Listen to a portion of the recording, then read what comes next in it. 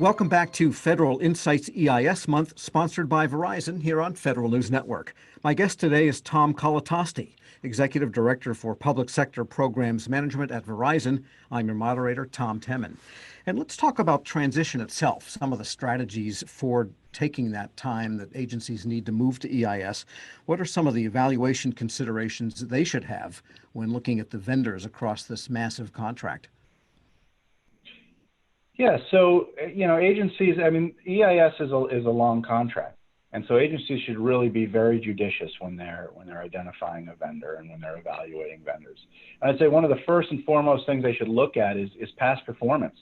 Has the vendor, when we're looking at transition, has the vendor actually conducted a transition of this type of scope and magnitude before? And not only have they done it, but have they been successful?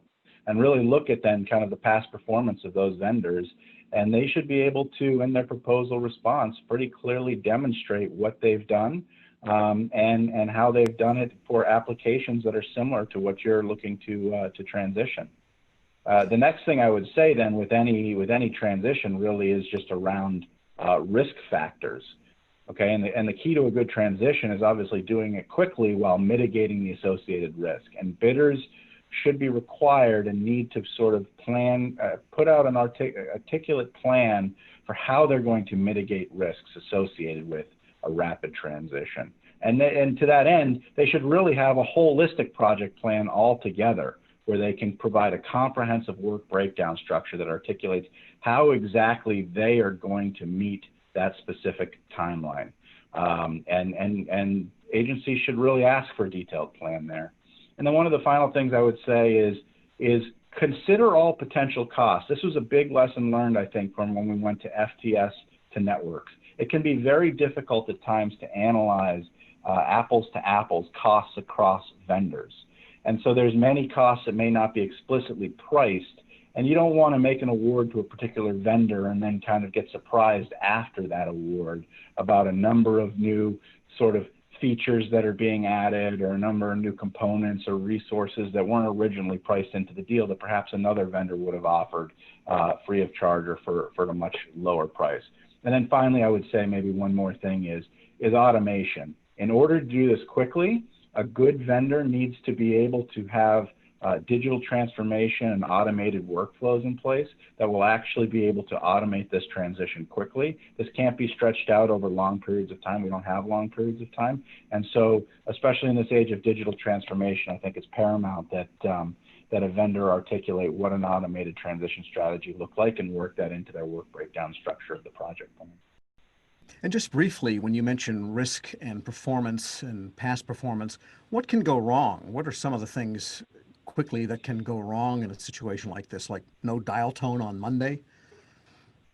Yeah, I mean, if you're actually making a change to your physical infrastructure, let's say you're going through the modernization route, many agencies should have, or many vendors, should have a good plan to actually cut over those services with limited service interruptions.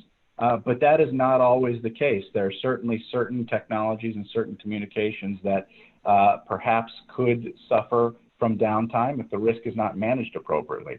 So you've also got to understand, I think what's really important is what are the schedule constraints, what are the key moratoriums that agencies have, what are the key blackout periods. Many agencies have agency-specific moratoriums and blackout periods that they can't operate. And a risk mitigation plan should really be worked hand in glove with an agency to walk through what each of those risk factors could potentially be and what the mitigating strategy could be before actually proceeding with any type of a transition. And can Verizon help agencies start that planning and evaluation before they get to the actual pulling the trigger on transition? We'll talk about that separately, but what are some of the things you do to help them with that planning process?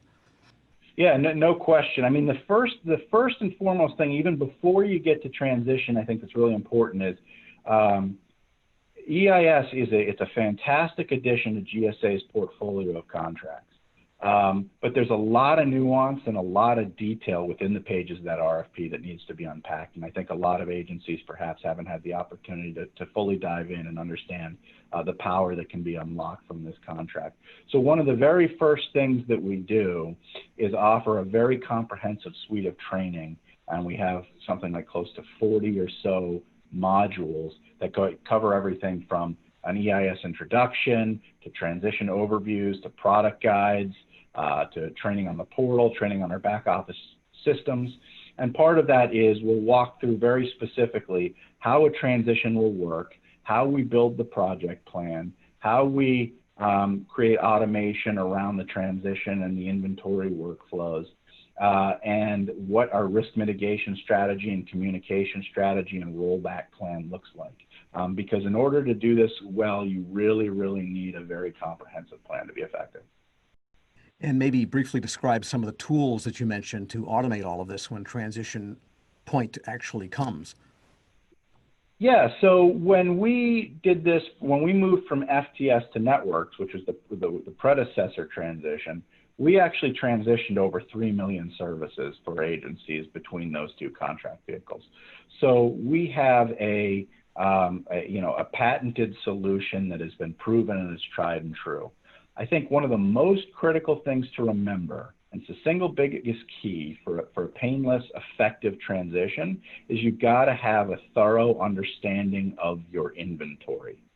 And so what we've been proficient at over the years is, first, even though there's a large disparate group of services available, we've been able to build data models that model that inventory and can ingest that data for current customers through our own applications, through a variety of suites of provisioning applications and managed network applications, or being able to use discovery tools on the network where we can actually go out and do a lot of network discovery and actually pull back inventory. And in many circumstances, we find equipment and devices and circuits that the customers themselves didn't even realize. So the first piece, I think, really is modeling that inventory and capturing kind of what those key data elements of the inventory. And then using AI on top of that, really to compare that inventory against what is available on the existing EIS contract to provide a set of data rules that then spit out and say what addresses are not yet on contract, what speeds or features are not currently available, or what variety of other sort of nuanced anomalies would be able to preclude transition, so that we can work through with the agencies on addressing those. And as those get addressed, we rerun the rules engine, and what that does is then provide clean inventory. And then once that inventory really is scrubbed and cleaned, we can then partner with agencies at that point to build their account hierarchy so that they can structure the data exactly as they want to structure the data in the manner that's most effective for them. They may want to see it on their bill by region or by product or by bureau. And then we run it through an automated engine that basically takes all of those legacy services and fits them for purpose into the next generation contract vehicle. And that's all done in an automated fashion and meets all of the deliverable requirements of both the legacy contract and the new contract. Okay, and we'll take a short break on that note. Tom Kalatosti is my guest today. He's the Executive Director for Public Sector Programs Management at Verizon. I'm your moderator, Tom Temin, on Federal Insights EIS Month, sponsored by Verizon here on Federal News Network.